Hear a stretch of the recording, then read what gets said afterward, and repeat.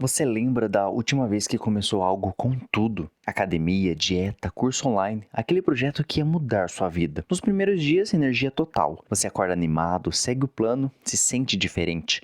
Aí chega a segunda semana. O resultado ainda não apareceu. Você olha para o espelho, igual. Abre a planilha, os números não mudaram. Sente aquela coisa chata crescendo por dentro. Será que eu não sou feito para isso? E aí acontece o que sempre acontece. Você para. Não porque é preguiçoso, não porque não quer de verdade, mas porque ninguém te explicou uma coisa fundamental sobre como os resultados funcionam de verdade. Porque a gente vive num mundo que te vende resultado em 7 dias, corpo em 30 dias, renda em 3 meses. E quando você não bate esse prazo, a culpa cai toda em cima de você. Falta de disciplina, falta de força de vontade. Você não quer de verdade. Mas e se o problema não for você?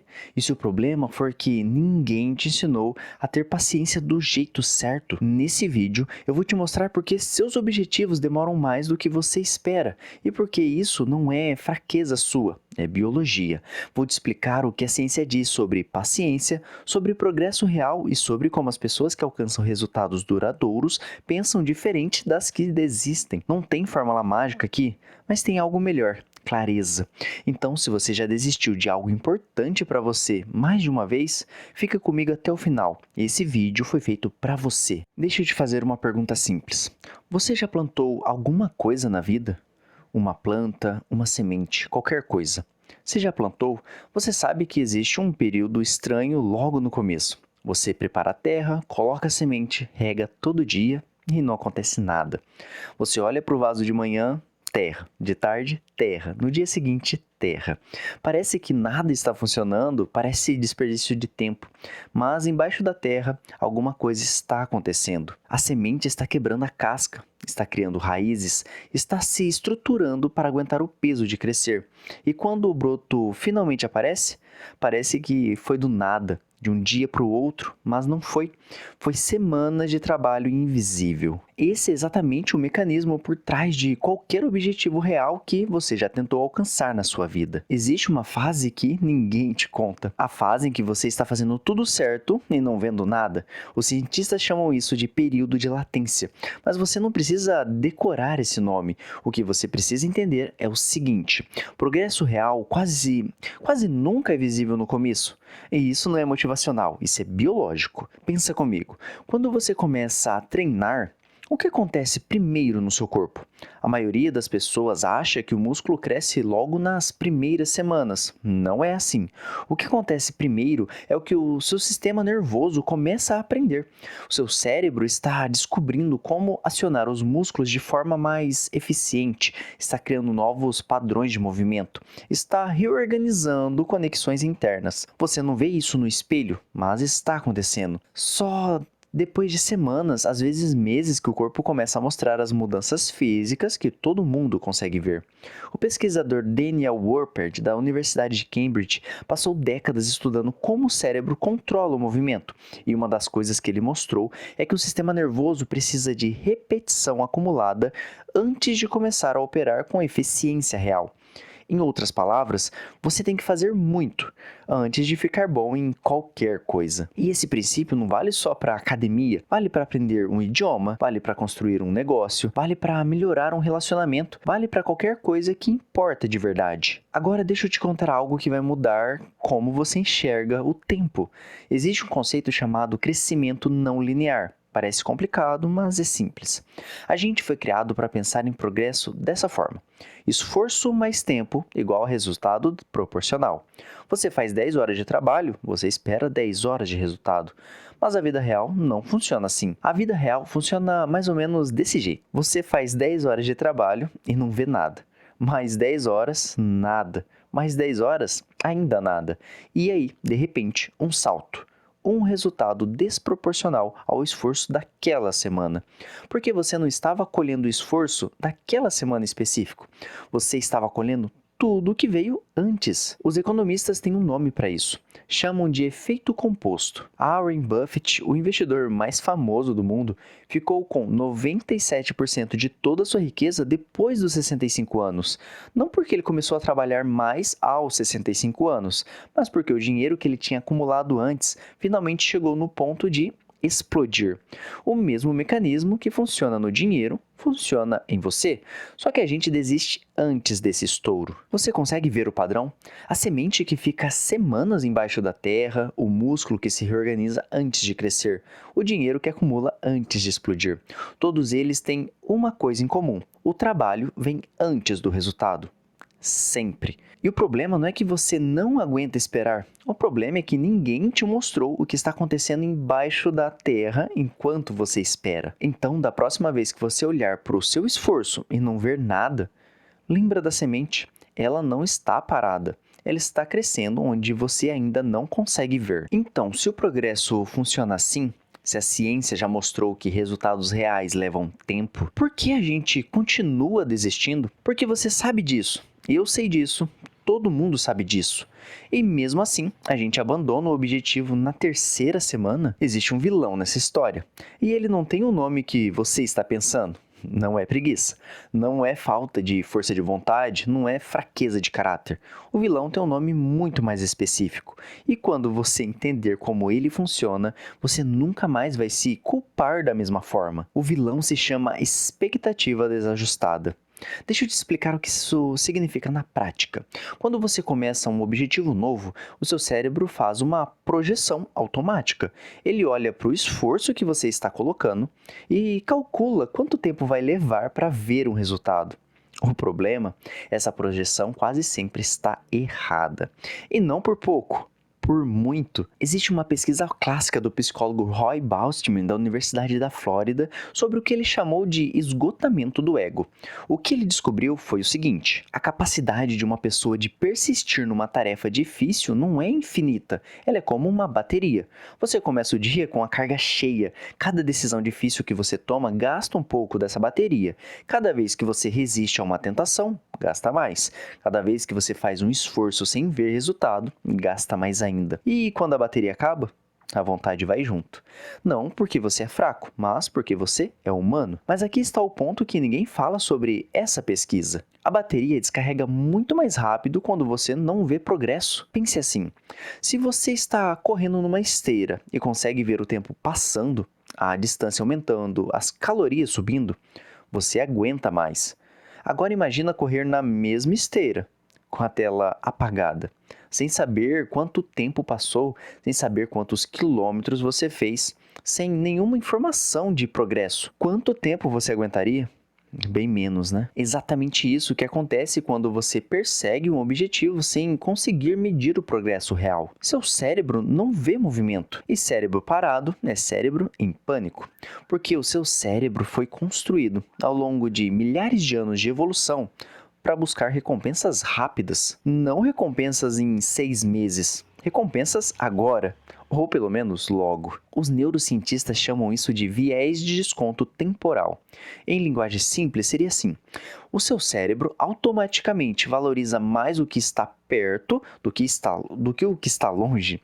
Uma recompensa hoje vale mais do que uma recompensa daqui a um ano, mesmo que a recompensa do ano que vem seja 10 vezes maior. Um estudo publicado no Journal Science em 2004, conduzido pelos pesquisadores Samuel McClure e Jonathan Cohen, de Princeton, mostrou isso de forma impressionante. Eles colocaram pessoas em máquinas de ressonância magnética e ofereceram escolhas entre recompensas imediatas menores e recompensas maiores no futuro. O que eles viram? Quando a recompensa era imediata, a parte do cérebro que acende era o sistema límbico, a região mais primitiva, emocional, impulsiva. Quando a recompensa era futura, a região que trabalhava era o córtex pré-frontal, a parte racional e planejadora. E adivinha qual das duas costuma ganhar quando entra em conflito? A emocional. Quase sempre. Isso significa que quando você desiste de um objetivo de longo prazo, você não está sendo irracional, você está sendo humano. Seu cérebro está fazendo exatamente o que foi programado para fazer ao longo de milhares de anos de evolução: buscar o que alivia agora, evitar o que dói agora. E aqui está onde o problema fica ainda mais profundo, porque não é só a biologia que trabalha contra você, é o ambiente inteiro. Pensa em quantas vezes por dia você recebe uma recompensa imediata sem esforço nenhum. Você abre o Instagram, dopamina. Você assiste um episódio, dopamina. Você pede comida pelo aplicativo, dopamina em 20 minutos. Cada uma dessas recompensas rápidas está treinando o seu cérebro para esperar gratificação imediata. E quando você vai perseguir um objetivo que vai levar meses, seu cérebro compara e o objetivo longo perde feio. Não porque o objetivo não é importante, mas porque o seu cérebro foi condicionado a um ritmo que a vida moderna criou. Existe uma comparação que eu gosto muito. Imagina que você passou a vida inteira comendo comida ultraprocessada, salgadinho, refrigerante, fast food. Tudo hiperpalatável, tudo feito para explodir de sabor em um segundo. E aí, um dia, alguém te oferece uma fruta fresca. Você morde e pensa, que sem graça. Não porque a fruta é ruim, mas porque o seu paladar foi calibrado para um nível de estimulação que a fruta não consegue bater. É exatamente isso que acontece com os seus objetivos. O seu cérebro foi calibrado para um nível de gratificação imediata que o progresso lento não consegue competir. E aí, você abandona. Não porque o objetivo não vale a pena, mas porque ninguém recalibrou as suas expectativas antes de você começar. E olha, antes de avançar, eu preciso dizer uma coisa importante. Se você já desistiu de algum objetivo que importava para você, não foi falha de caráter. Foi um cérebro biológico tentando sobreviver num ambiente que foi projetado para te distrair. Você estava jogando um jogo com as regras erradas. A partir de agora, você vai entender as regras de verdade. Me deixe te perguntar uma coisa. Você já percebeu que quase sempre desiste no mesmo ponto? Não no começo, quando a energia ainda está alta. Não no final, quando algum resultado já apareceu. Mas num ponto específico no meio do caminho. Quando você já se cansou da animação inicial, mas ainda não chegou nos resultados que esperava. Você já ouviu alguém falar assim: é só ter disciplina, é só ser consistente. Todo dia um pouco, simples assim. Parece razoável, não é? Parece até óbvio. O problema é que esse conselho está incompleto e a parte que falta é exatamente a que derruba a maioria das pessoas. Deixa eu te mostrar algo. Existe um modelo usado por consultores de inovação adotado por pesquisadores do comportamento humano chamado de curva de hype. Ele foi criado originalmente para descrever como novas tecnologias se comportam no mercado. Mas quando você olha para ele, você vai reconhecer sua própria vida. A curva funciona assim.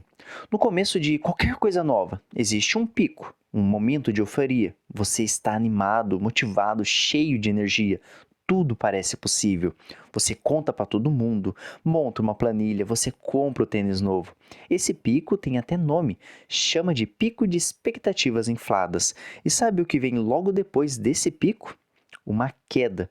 Não um platô, mas uma queda. Os pesquisadores chamam esse ponto de vale do desespero. E ele é real. É um momento em que o esforço já está custando caro, mas o resultado ainda não apareceu. A animação do começo foi embora e o resultado do final ainda não chegou.